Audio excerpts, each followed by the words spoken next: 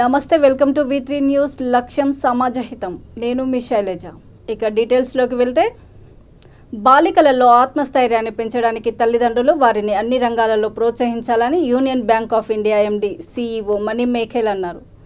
హైదరాబాద్ మహారాజ్గంజ్ శ్రీ సావిత్రి కన్య ఉన్నత పాఠశాల విద్యార్థినులకు భాగ్యనగర్ అయ్యప్ప సేవా సమితి వసతి గృహం అనాథ విద్యార్థులకు అవసరమైన వస్తువులను ఆమె అందజేశారు.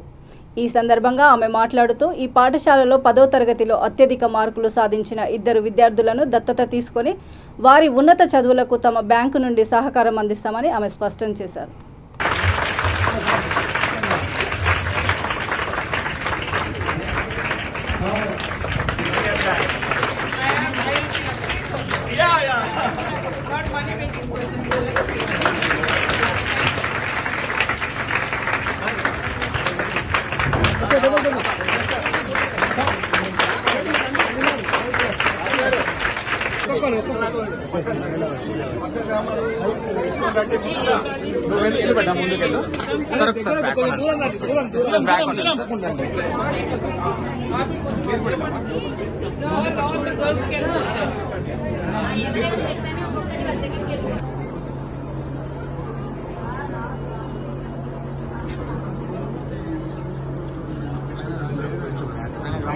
किया है, तो इसलिए यूनियन बैंक की ओर से हमने उनको बहुत सारे बच्चों के लिए साइकिल और वो ऑर्फनेजेस के लिए हमने फ्रिजेस और टीवी जो है वो उन लोग अपने एजुकेशन पर्पस के लिए ही यूज करेंगे।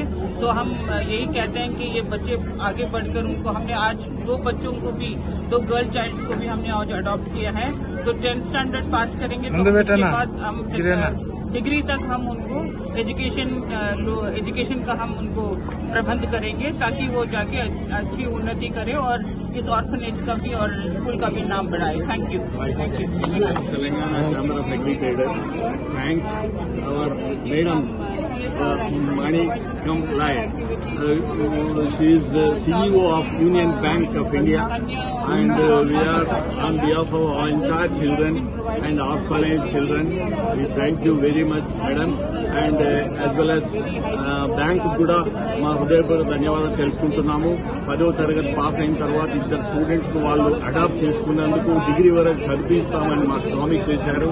Not only this, as well as English medium గురించి మాకు ఫస్ట్ ఫ్లోర్ అవసరం ఉంది కాబట్టి నేను విన్నవించుకున్న తర్వాత వారు కూడా ప్రామిస్ చేశారు తప్పకుండా ఆ కన్స్ట్రక్షన్ యాక్టివిటీ కూడా సపోర్ట్ చేస్తామని అన్నారు. For which we are very much thankful to the bank. Thank you. Suryapet జిల్లా నేరేడుచెర్ల మున్సిపాలిటీకి చెందిన 3 కౌన్సిలర్లు టీఆర్ఎస్ కారు దిగారు. నల్గొండ ఎంపీ ఉత్తమ్ కుమార్ రెడ్డి సమక్షంలో వారు కాంగ్రెస్ కండువాలు కప్పుకున్నారు. 3వ వార్డు కౌన్సిలర్ షహనాజ్ కరీముల్లా, 4వ వార్డు కౌన్సిలర్ షేక్ బాషా, 6వ వార్డు కౌన్సిలర్ తాలూరి సాయిరాం కాంగ్రెస్ గూటికి చేరారు.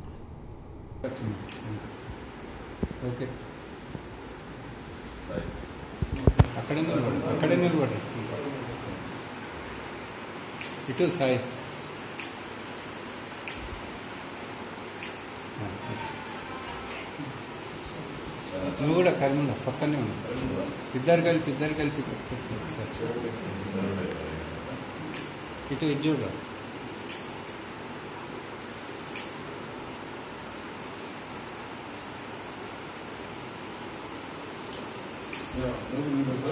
సార్ వాళ్ళిద్దరు కరీముల్లా సార్ వేసేది రాలేదు.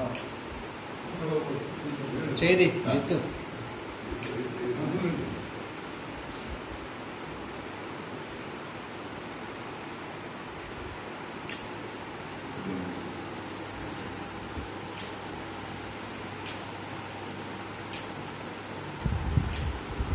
తెలంగాణ విముక్తి కోసం మొట్టమొదట బలిదానం చేసిన దొడ్డి కుమరయ్యను ప్రభుత్వం గుర్తించి రాష్ట్ర వ్యాప్తంగా ఆయన విగ్రహాలను ఏర్పాటు చేయాలని కుర్మ సంఘం జగిత్యాల జిల్లా అధ్యక్షుడు వల్లెం మల్లేశం విజ్ఞప్తి చేశారు.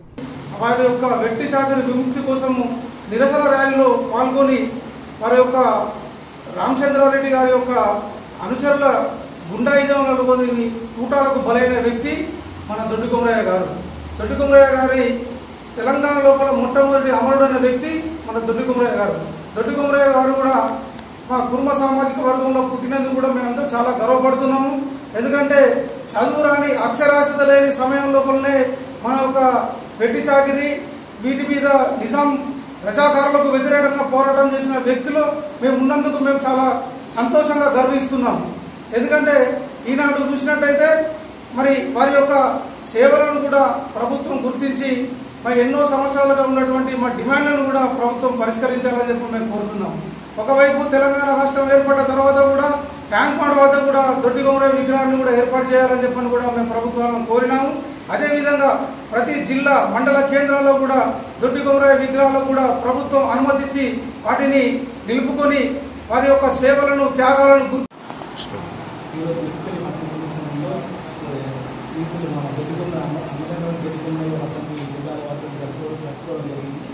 తెలంగాణలో మొట్టమొదటిసారిగా తెలంగాణ పోరాటం గురించి మొట్టమొదటిసారిగా అమరుడైన తొలి అమరుడు దొడ్డికొమరయ్య. మా సామాజిక చెందిన వ్యక్తి కాబట్టి మాకు ఎంతో గర్వకారణం. అతని ఆశయాల్లో వాటిలో మేము నడుస్తాం.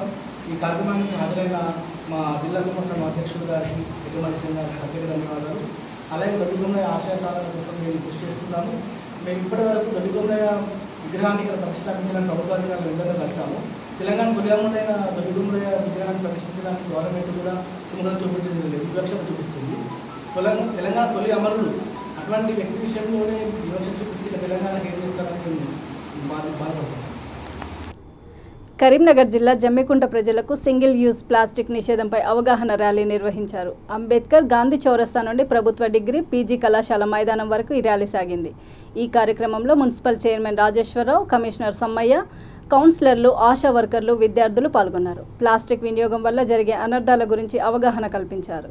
ఎందుకంటే ఒక మనిషి ప్రభుత్వంలో ఒక ప్లాస్టిక్ కవర్ మట్టిలో కలచడానికి అన్నేళ్ళు పడుతుంది. కాబట్టి మనందరం కూడా జమ్మికుంట మున్సిపల్ పరిధిలో ఏ ఒక్కరు కూడా షాప్ ఏరియామన్నా ప్రతి ఒక్కరు కూడా నేటి నుంచి ప్లాస్టిక్ వాడకుండా దుకాణంలో దయచేసి మీరు అందరూ వ్యాపారవేత్తలు కూడా మరి కిరాణా షాపులు, జనరల్ మరి అన్ని రోడ్ల మీద ఫ్రూట్ షాపులు మరి కూరగాయల పూల అందరూ కూడా సహకరించాలని కోరుకుంటా ఉన్నాం. ఎందుకంటే ప్లాస్టిక్ వ్యవస్థ చాలా భయంకరమైన వ్యవస్థ. మరి ఒక కరోనా కన్నా ఒక ఎయిడ్స్ కన్నా ప్రమాదకరమైన మరి ఆ ప్లాస్టిక్ వ్యవస్థ కాబట్టి అది మన ఇళ్లలో మన ముందు మనతో అది కూడా దిగిస్తుంది. కాబట్టి మనందరం కూడా ఈ ప్లాస్టిక్ వ్యవస్థను అందరం కూడా మరి భద్రపడాల్సిన అవసరం ఉంది. కాబట్టి మీరందరూ కూడా సహకరించాలి. ఈనాడు పట్టణంలో భాగంగా జమ్మికుంట 30 వార్డులలో దాదాపుగా మున్సిపల్ సిబ్బంది కూడా ప్రతి రోజు కూడా మరి చెత్తాచెదాలు తీస్తూ ఉన్నాయి. అందులో సగం కూడా ఈనాడు ప్లాస్టిక్ వ్యవస్థ రావడం ఎట్లా ఉన్నది.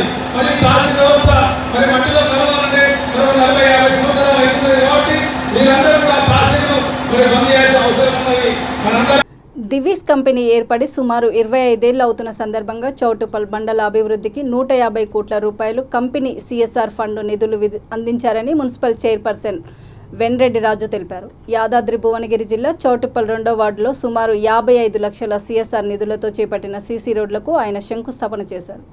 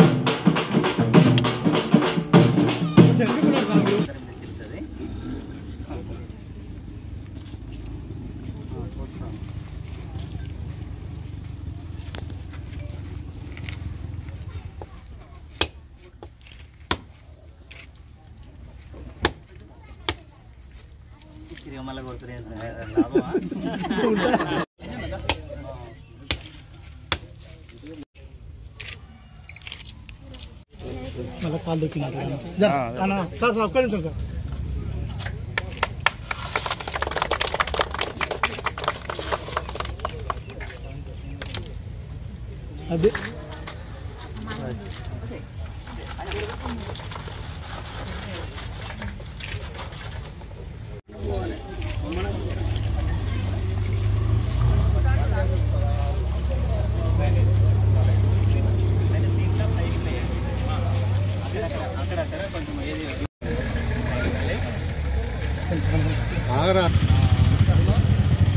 రాష్ట్రంలోని బడా పరిశ్రమల్లో ఒకటైనటువంటి దివీస్ పరిశ్రమ చౌటుపల ప్రాంతాల్లో ఏర్పాటు చేసుకోవడం మన అందరి అదృష్టంగా భావిస్తూ ఉన్నాను. సరే, సమస్యలు ఎన్ని ఉన్నా కూడా మన కోసం, మన అభివృద్ధి కోసం, మౌలిక సదుపాయాల కల్పన కోసం ఆ పరిశ్రమ చేస్తున్న కృషిని ఈ సందర్భంగా మనం అందరం మనస్ఫూర్తిగా అభినందించక తప్పదు.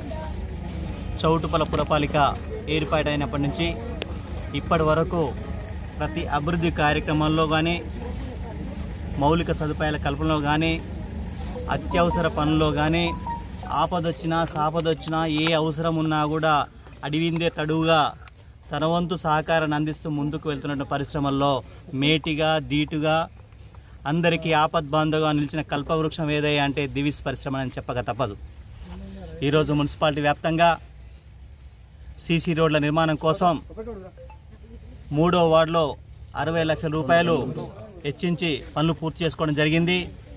ఇప్పుడు మరో 55 లక్షల రూపాయలతోటి 2వ వార్డులో కూడా అభివృద్ధి పనులు ప్రారంభించుకున్నాం ఈరోజు. ఇదే విధంగా హైవే నుంచి లింగోజుగూడెం వెళ్లే రహదారి విస్తరణలో భాగంగా కల్వర్టు ద్వాదశ జ్యోతిర్లింగం, అష్టాదశ శక్తి పీఠాలలో ఒకటైన నంద్యాల జిల్లా శ్రీశైలం బ్రహ్మరాంబ మల్లికార్జున స్వామి వార్లను AP labour commissioner Kartikeya Mishra సందర్శించారు. ఈవో లవన్న సూపరింటెండెంట్ మధుసూదన్ రెడ్డి ఆయనకు సాదరంగా స్వాగతం పలికారు.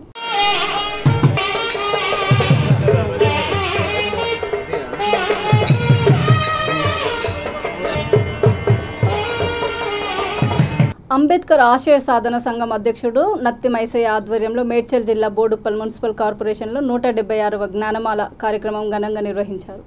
ఈ కార్యక్రమానికి ముఖ్య అతిథులుగా సిపిఐ, ఎస్ఎఫ్ఐ నాయకులు హాజరై అంబేద్కర్ విగ్రహానికి పూలమాలలు వేసి నివాళులర్పించారు. ప్రస్తుత రాజకీయ నాయకులు ఓట్ల కోసము, సీట్ల కోసం అంబేద్కర్ పేరును వాడుతున్నారని వారు విమర్శించారు.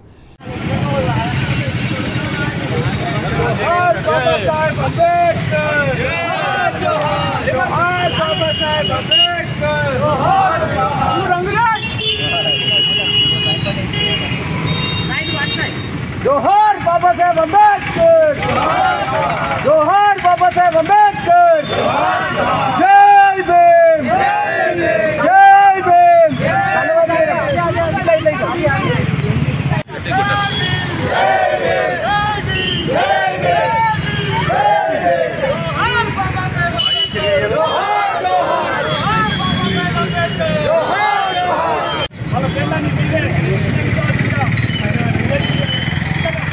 ప్రతి ఒక్కరు కూడా మీడియా మిత్రులకు కూడా, అదేవిధంగా సిపిఐ నాయకులకి ప్రతి ఒక్కరు కూడా ఏఎస్ఎఫ్ నుంచి ఫస్ట్ ప్రత్యేక ధన్యవాదాలు తెలియజేస్తా ఉన్నా. ఈరోజు ప్రతి ఆదివారం నత్తిమైసే అంకుల్ ప్రతి ఆదివారం కూడా బాబాసాహెబ్ అంబేద్కర్ గారికి పూలమాలలు సత్కరించడం జరుగుతుంది. ఎందుకంటే ఇప్పుడున్న వ్యవస్థలో చాలా మంది మార్పు రావాలన్నా, మారినారన్నా, ఇప్పుడు as per law and order నడుస్తుందన్నా కూడా అది కేవలం మన బాబాసాహెబ్ అంబేద్కర్ చెప్పుకోవచ్చు. ఈరోజు ప్రతి ఒక్కరు చదువుతున్న ఎస్సీ, ఎస్టీ, బీసీలకు ఆశాజ్యోతి మన బాబాసాహెబ్ అంబేద్కర్. ప్రతి ఒక్క ఆర్టికల్స్ చూసుకున్నా, ప్రతి ఒక్క సెక్షన్స్ చూసుకున్నా ఈ రోజు మన వ్యవస్థ నడుస్తుందన్నది కూడా అది కేవలం మన బాబాసాహెబ్ అంబేద్కర్ రాసినటువంటి ఒక కాన్స్టిట్యూషన్. అలా మన కాన్స్టిట్యూషన్ రాసినటువంటి బాబాసాహెబ్ అంబేద్కర్ లో కొన్ని చట్టాలు వాటి విలువ తెలుసుకోకుండా వాటిని పక్కదారి పట్టించడానికి కొన్ని రాజకీయ పార్టీలు కూడా తప్పుదారిన పోతా ఉన్నాయి. వీటిని ప్రశ్నించమని లేఖన అని చెప్పేసి ఈరోజు నేను ఈ యొక్క రాజకీయ పార్టీని క్వశ్చన్ చేస్తా ఉన్నా. ప్రతి ఆదివారం జ్ఞానమాల సమర్పించి ఆయన యొక్క ఆశయాలను, ఆయన చేసినటువంటి త్యాగాలను స్మరించుకోవడం జరుగుతోంది. దానిలో భాగంగానే ఈరోజు ఏఎస్ఎఫ్, సిపిఐ నాయకులు మైసన్న పిలుపు మేరకు వచ్చి ఈ జ్ఞానమాల సమర్పించడం పాల్గొనడం జరిగింది. ముందుగా దేశవ్యాప్తంగా లాల్ నీల్ సలాం ఒక్కటైతేనే ఈ దేశానికి నిజమైన స్వాతంత్రం వచ్చినట్టుగా మేము భావిస్తా ఉన్నాం. అంబేద్కరిజాన్ని ఓటు బ్యాంక్ రాజకీయంగానే రాష్ట్ర కేంద్ర ప్రభుత్వాలు చూస్తున్నారు తప్ప నిజంగా అంబేద్కర్ ఈ దేశానికి ఏం చేశాడు, ఈ దేశానికి ఏం త్యాగం చేశాడని చెప్పేసి యువతల్లో, అదేవిధంగా ప్రజల్లో, విద్యార్థుల్లో చెప్పకపోవడం చాలా దారుణమైన విషయం. ఈ ఎస్సీ, బీసీలు 85% మనం అందరం అదే పాటు పడుతున్నాం. ఇంతమంది ఉన్నాము, మనం సీఎం ఎందుకు కాలేకపోతున్నాం, మరి వాళ్ళు సీఎం ఎందుకు చేయలేకపోతుంది. ఇలా హైదరాబాద్ లో అన్ని పార్టీలు, అన్ని రాజకీయ నాయకులు హంగామా, ఫ్లెక్సీలు ఇవన్నీ పెడతారు. దయచేసి నాయకులారా మా విన్నపం ఏంటంటే భారత రాజ్యాంగాన్ని ఫస్ట్ ఇంప్లిమెంట్ చేయండి. భారత రాజ్యాంగాన్ని ఇంప్లిమెంట్ చేసి ఎస్సీ ఎస్టీ బీసీలు మైనార్టీలు ఎవరైతే ఉన్నారో అన్నకెళ్ళి ముఖ్యమంత్రి అయ్యండి. మీ పార్టీలు ఏ పార్టీ అని ఎవరైనా మాకు సంబంధం లేదు. మీరు ఎస్సీ ఎస్టీ బీసీలకి వెళ్ళి ఎవరినైనా తీసుకొని ముఖ్యమంత్రి చేయవలసిందిగా మేము మీకు ఇక్కడి నుంచి విజ్ఞప్తి చేస్తున్నాం. ఎందుకంటే అప్పుడే మీ పార్టీలకు మంగళ ఉంటుంది. లేకుంటే రాబోయే రోజుల్లో మరి ఎస్సీ ఎస్టీ బీసీలు కనుక ఏకమైతే మీరు ఏ తాకి పోతారో మరి మీరు చూసుకోవాల్సిన అవసరం ఎంతైనా ఉందని తెలియజేస్తూ మరి ఇక్కడికి విచ్చేసిన సిపిఐ నాయకులందరికీ పేరు పేరున జై భీమ్ తెలియజేస్తూ నాకు ఈ అవకాశం జరిగిన జై భీమ్, జై భారత్, జై అంబేద్కర్. మేడ్చల్ మల్కాజిగిరి జిల్లా అల్వాళ్ళు శ్రీ సత్యసాయి సేవా సమితి ఆధ్వర్యంలో చేపట్టిన శ్రీ సత్యసాయి బోధన ప్రసాద శిబిరం ఏర్పాటు చేసింది. ఈ శిబిరాన్ని ఎమ్మెల్యే మైనంపల్లి హనుమంతరావు ప్రారంభించారు. నారాయణ సేవలో భాగంగా శ్రీ సత్యసాయి నిత్య భోజన ప్రసాద వితరణ శిబిరం ప్రతి శనివారం నిర్వహిస్తున్నామని సేవా సమితి కన్వీనర్ జె ఈశ్వరరావు తెలిపారు. ఈ కార్యక్రమంలో కార్పొరేటర్లు జితేందర్, అనిల్ కిషోర్, పట్టణ ప్రముఖులు నారాయణ సేవలో పాల్గొని సమితి సభ్యులతో మమేకమై సేవలు అందించారు.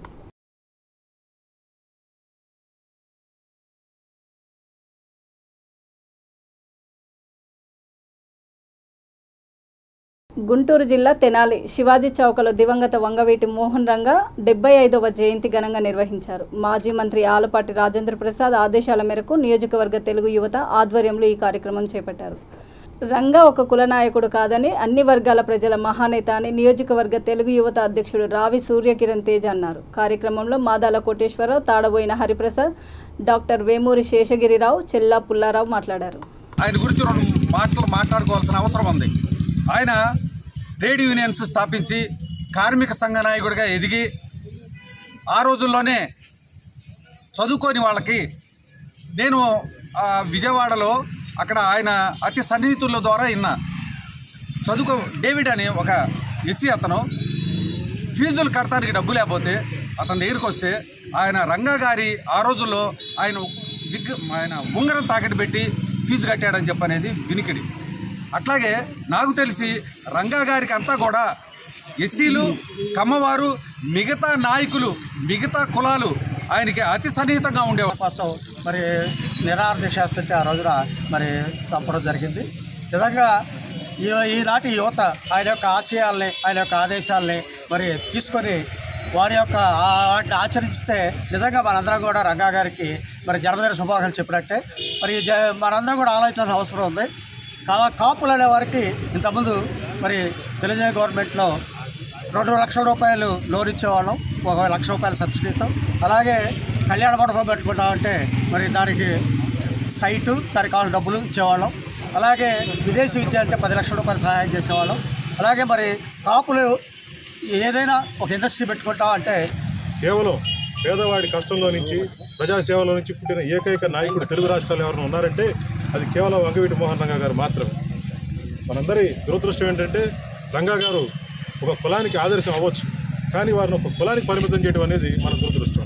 అలానే అంబేద్కర్ గారిని కూడా, జాతి కోసం రాజ్యాంగం రచించిన అంబేద్కర్ గారిని కూడా ఒక కులానికి, ఒక మతానికి పరిమితం చేయడం ఈ దేశ దౌర్భాగ్యం. అలానే రంగా కూడా ఒక పోరాట దిశగా నడిచింది. కాపులకి చైతన్యంగా నిలబడిన వ్యక్తి. దురదృష్టవశాత్తు ఇవాళ ప్రభుత్వాలను చూసుకుంటే అధికారంలో ఉన్న పార్టీ ఏ విధంగా కూడా కాపు సంక్షేమానికి దగ్గరగా లేదు.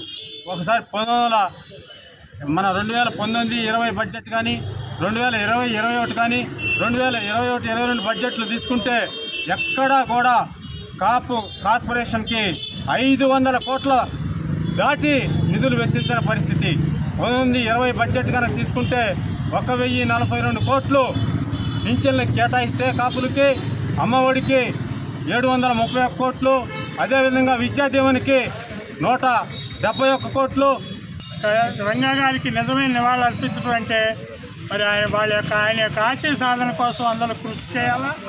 అట్లా అందులో భాగంగానే కాపుల్లో చాలా మార్పు రావాలా.